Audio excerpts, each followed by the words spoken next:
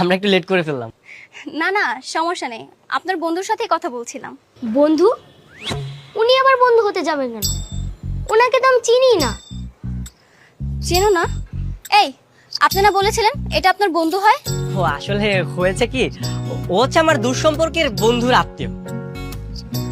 আপনার দূর সম্পর্কের বন্ধু রাখতে হলে ওরা আমার সাথে কন্ট্যাক্ট করতো, আপনি কেন কন্ট্যাক্ট করেছেন?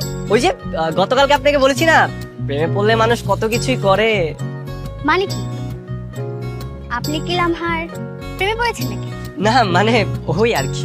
ভুলেও না, এইসব চিন্তা ভাবনা আপনি ভুলেও করবেন না। দেখছিলেন তো সেদিন রাস্তায় ছেলেদেরকে কিভাবে পিটাচ্ছিলাম।